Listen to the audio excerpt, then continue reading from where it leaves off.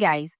Welcome back to another episode of the Web3 Quick Bites, the podcast where we jam to the latest beats in the decentralized world and chat with some brilliant minds in the industry. I'm your host, Olabisi, and today we are going to talk about saying nothing. What if I told you the most powerful marketing move in Web3? It's not a flashy Twitter space, nor is it an expensive influencer campaign or even a token airdrop. What if the most powerful move is silence? On today's episode, we are diving into the art of stealth marketing in Web3. How the most successful projects build rabid communities and massive waitlists before anyone even knows what they're building. From enigmatic X accounts that post nothing but emojis to Discord servers that require solving complex puzzles just to get in, to founders who become legends after before they've written a single line of code. This is not theory.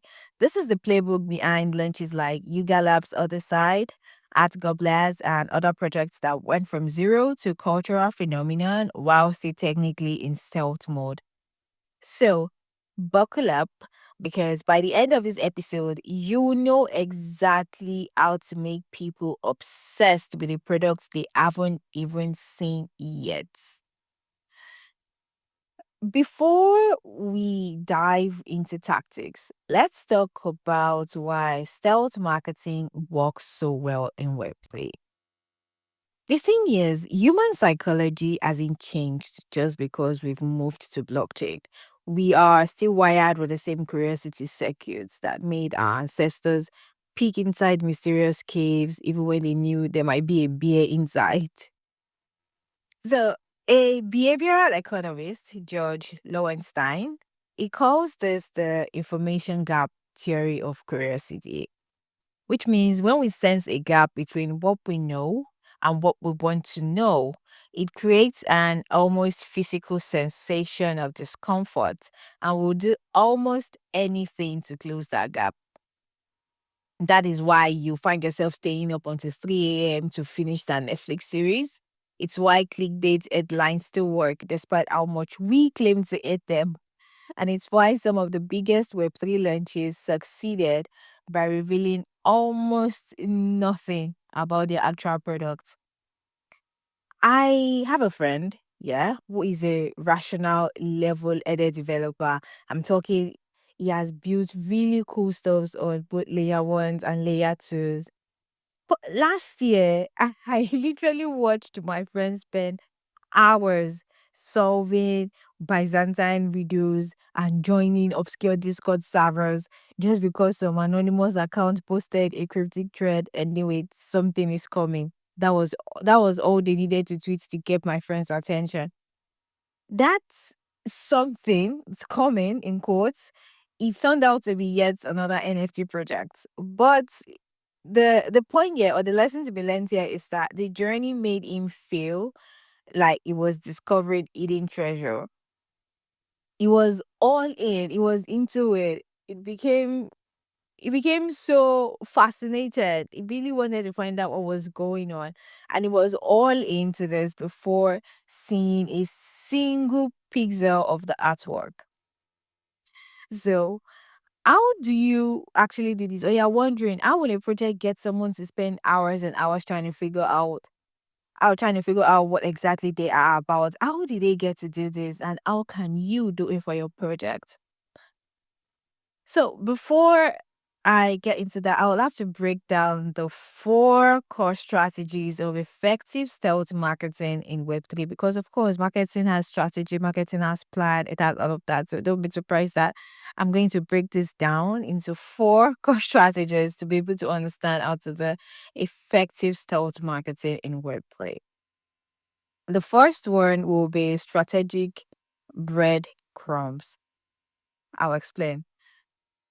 The best stealth campaigns, they don't start with a bang. They don't come all in gun blazing and all of that. Nah, they start with a whisper, a silent, noiseless move. A breadcrumb trail that the most attentive community members notice first. For example, take what Yuga Labs did before announcing Otherside, their metaverse project. Months before any official announcements, they started hiding subtle clues in board ape content. A map in the background of an image, a strange coordinate in seemingly unrelated copy, a new character briefly appearing in the corner of a video. Each breadcrumb was small enough that most people missed it. If you were not observant enough, you would have missed it. But those who noticed it, those who were able to catch on to it quickly, they felt like they had discovered something special, something secret, like they had been let in into the secret of the universe. That was how it felt, right? And here is how you can apply this strategy to your project. First, you map out a 4 to 8 week trail of breadcrumbs before your actual announcements, and each announcement should be subtle but discoverable. Second, you make sure each clue builds on the previous ones, creating a narrative thread that rewards those paying attention. And the third, this is crucial. Never ever directly acknowledge the breadcrumbs, even when people start noticing. Like, let the community connect the dots themselves. Put them, give them something to work on as a rookie detective. Their theories, right? It will often be wilder and more exciting than anything you've ever planned. And then you're sitting there, and ooh, like the wicked godfather. Oh, you'll be hearing theories that something like conspiracy theory, like, okay, where is this coming from? But then it's exciting, really. I spoke with a marketing lead sometimes late last year who used this approach for their DeFi protocol launch. What they did was they created a Twitter account that only posted what looked like random mathematical equations. No context, no replies, just one equation every few days. Some people in the community started solving them and realized each solution was a set of coordinates. You see, those coordinates, when plotted, started forming a shape. The people went wild. It said their community went wild, trying to figure out what it meant. And by the time they revealed it was the architectural blueprint for their new DeFi protocol, they already had 40,000 people following their progress. How cool is that? Marketing is such an amazing thing that when I hear about how people have utilized different marketing strategies for their project, it blows my mind. I mean, just look at this one, for example. How amazing! 40,000 people putting that without ads, without running campaigns or anything, just pure marketing done based on research. Impressive. The second core strategy is exclusivity. Well, exclusivity mechanics. Let's call it that. So the when I say exclusivity, I'm not just saying any exclusivity, but I will call it earned exclusivity. Just the way we have earned media, we also have earned exclusivity. In Web3, people don't want things handed to them. I mean, that might be what people are thinking that in Web3, yeah, we want things handed over to us. But I believe in Web3, we want to earn our way in. We want to solve the puzzle. We want to find the hidden door. We want to be one of the few who gets it. Ad gobblers, they are no longer, I do not think they're still active. I don't think they're still active. But I'll still use them as an example of how they handled their launch. Instead of a typical allow list process, I don't know if there's a word like that. What they did was they created an elaborate scavenger hunt across the internet. Uh Only those who completed all the steps got access. The process was frustrating, it was time consuming and insanely effective. You think because it was frustrating and time consuming, people will abandon it. Nope. It was insanely effective. And do you know why it was effective? Was because the barrier to entry wasn't money. They were not asking you to pay money to get in. It was dedication. And people who made it through felt like they truly deserve to be part of the community. They were reward for their hard work, right? And so, if you want to steal this strategy, of course, here is how to create effective exclusivity. First, design multi-step processes that require genuine effort, not just clicking a button or joining a Discord server or a Telegram group. Secondly, ensure the process aligns with your project ethos. If you are building a data analytics tool, maybe the entry requires solving a data puzzle. If you are building a game, perhaps it's beating a mini game prototype. So for whatever your project is, you need to make sure you are the process aligns with whatever it is you are building. You can't be building a data analytics tool and be asking people to play game. There's no alignment. There are two different things, right? So make sure it's it goes well with what you're building. It goes well with your project. And third, limit the initial community size artificially. So I'm saying even if your Discord could, let's say, technically handle 100,000 or 200,000 people, you cap it to 1,000 or 1,500. And you can always expand later, but give people that sense of exclusivity. Be part of your copy can be part of the 1,000 people, and it can be part of the first 1,000 people, part of the first 100 people, part of the first 200 people, depending on how you want to run your strategy. But cap it and let people feel like, oh, yeah, I have to be dedicated to this to be able to get in. You'll be surprised that people like healthy competition, especially when it comes to, yeah, you'll be part of something exclusive. That is going to be your reward. It is effective. It is really effective, and it appeals to the human nature. The third strategy will be activating what I call the whisper network. I'm talking private conversations happening in group chats, token gated discords, and between friends. Here is a counterintuitive truth. In Web3, public announcements often generate less excitement than private information that wasn't supposed to leak. Okay, let's take a step out of Web3 for a minute. You're on a blog, and then all of a sudden, that celeb that has been gatekeeping whatever information about their private life, and then all of a sudden, it's everywhere, and then you can read it on blogs. People are talking about it on X, and say it was a private information that nobody was supposed to know about because they've guarded their private life jealously, and they didn't let anybody. All of a sudden, you're reading information about them that's changed your whole perspective, and then you're like, you find yourself glued. You want to read more because it feels like, oh yeah, we're not supposed to know about this, but we know about it. Tell me more. What kind of person were they and stuff. That is why you see gossip travels fast, especially when it's something private that nobody knows about. Exactly. So things like that generates excitement more than, oh yeah, we're launching, we're this, we're that. You leaked the information, right? And people will definitely talk about it because it works. They say in the PR world, they say no publicity is bad publicity, whether good or bad, it's still publicity regardless. On this, I spoke with a founder who leveraged this strategy effectively. According to them, he said instead of announcing their new feature publicly, he quietly showed it to five influential community members. They did not even ask them to share it, right? They just showed it to them. They knew they were going to, but they acted like nothing. They just wanted to show it to them. And while they were showing it to them, they were like, oh, yeah, actually, this is still under wraps, right? And we haven't showed this to anybody, so we're keeping it private and stuff. But he said within 48 hours, screenshots were everywhere and people were begging for access. So these influencers, they showed it too because they felt so special. Like, oh, yeah, we actually one of the few people that were shown this, and they said it's under wraps and stuff.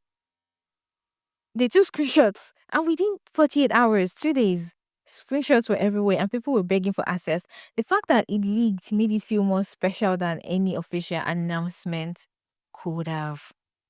Just look at that. So, to build your whisper network, like I like to call it, first, you need to identify the connectors in your space. They don't necessarily have to be the biggest KOLs or biggest influencers or people with massive following, but people who actively connect others and share information. Then, second strategy will be share information in layers of increasing specificity. The outer circle gets vague hints, while the inner circle gets more concrete details. And lastly, embrace controlled leaks. Make sure your leaks are controlled. So, which means information that seems to have leaked accidentally, but it actually still helps build your narrative together. Then the last core strategy for self marketing is what I call curiosity loops, which means you're creating circles of mystery, discovery, and new mysteries that keep people engaged over time. The key here is to never fully satisfy curiosity. Human beings are curious by nature, and when you don't fully satisfy that curiosity, each answer should lead to new questions, each revelation should deepen the mystery rather than resolve it. Because this is where most stealth campaigns fail. What they do is they create initial curiosity, but they don't maintain it. They drop a cryptic tweet, then go silent for weeks. By the time they return, the curiosity has died. Nobody's interested in you. Not especially in Web3 where things move very fast and people attention it changes in split seconds. Instead, to avoid that, what you need to do is design an entire sequence of curiosity loops, each building on the last. Let me give you an example. Let's say you are launching a new DeFi protocol. You start with a simple redo on Twitter or X. When solved, anyone who solves it, it leads them to a website with nothing but a terminal interface. Users who figure out the right commands, they discover a hidden Discord link. Hmm? In the Discord, they find more puzzles, each revealing small details about your protocol, but also raising new questions. And so, for every answer they tend to uncover, it creates a new mystery. Does that sound interesting to you? So, let's put all these principles together with a real world example of a nearly perfect stealth launch. Azuki. You see, before Azuki became one of the biggest NFT projects, they executed a masterclass in stealth marketing. Here's their playbook. First, they created a Twitter X account where they share thoughtful takes on anime and Web3 culture. They didn't even mention an NFT drop. They were just building credibility in the space. Secondly, they started releasing gorgeous artwork without context, just vibrant anime inspired characters with no explanation of what they were for. Then, third, they created an interactive experience called The Garden, a virtual space that revealed more about the Azuki world without explicitly stating what the project was. And finally, they used artificial scarcity masterfully. Their Discord had a member cap, and you getting in required you finding hidden invite links or solving puzzles related to Japanese culture. See, by the time they actually announced what Azuki was, they already had tens of thousands of people desperate to be part of whatever they were building. Mind blown.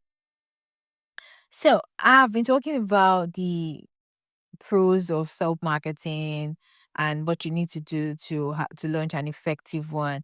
But let's talk about what not to do because bad self marketing can kill your project before it even launches. Self marketing is good, don't get me wrong, but we also need to talk about the downside. The biggest mistake you can ever make when it comes to stealth marketing is stealth without substance. I mean, you're creating mystery around a product that doesn't deliver. Ha, that is the fastest way to burn your community to the ground. About this, I spoke with an investor who has seen this pattern repeatedly. According to him, he said I've watched projects spend months on elaborate ARGs and puzzles, building massive communities, only to reveal a half-baked product no one actually wants. Why go through all those mysterious mysterious marketing mode, getting people to do puzzles, capping your community members, capping it, and all of that, and then at the end of the day, you're really new upgrade product that no one actually wants to use. The community feels strict. Like, why do I even have to go through all the stress for this? And the backlash is brutal. Yes, mystery can get attention, but it can never fix a bad product. So make sure that if you are going to employ the stealth marketing, make sure that your project is really good. It is really, really good. And another critical mistake is inconsistent pacing. You can't create initial hype and then you disappear for weeks. Of course, that's going to kill the momentum. Your curiosity loops needs consistent feeding. Finally, beware of exclusivity that feels arbitrary rather than earned. If people feel they are being kept out for no good reason, they don't become more curious, they become resentful. I mean, the curiosity dies and they're like, okay, what exactly is going on? Why are you doing this to people who want to join your community? And I think we want to avoid that. So it's important that while considering the pros of this, we should also look at the cons and we should try to avoid the cons if we can.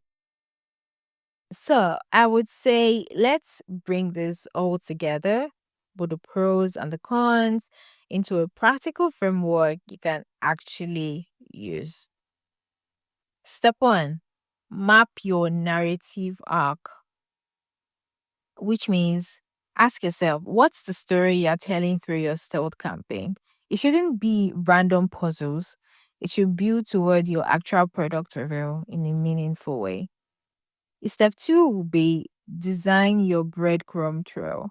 See, each clue should be discoverable but not obvious, and it should increase in both frequency and specificity as you approach launch. Step three, create layered access. Not everyone should get the same information at the same time. Mm? Design at least three levels of access, each with different insights. Step four should be plan your curiosity loops. Each revelation should raise new questions that keep people engaged. Never fully satisfy curiosity until launch day. Yes. And the last step will be prepare for the reveal moment. The payoff needs to match the build up.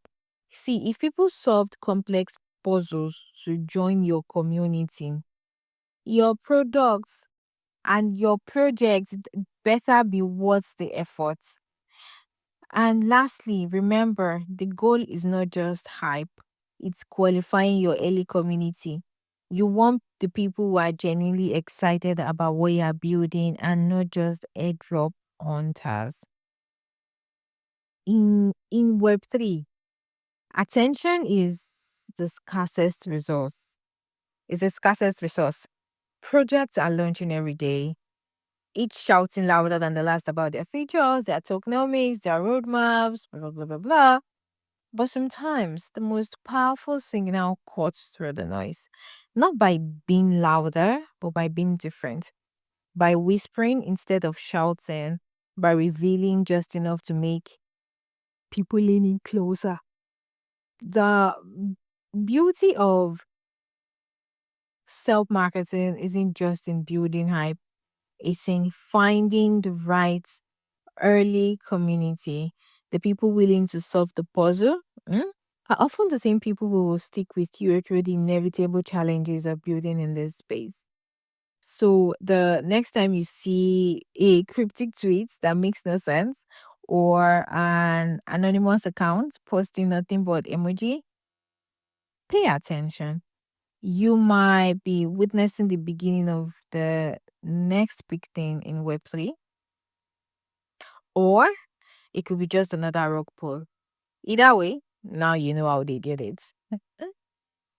Until next time, guys, this is Olabisi from Web3 Quick Bites. And remember, sometimes the most powerful marketing is saying nothing at all.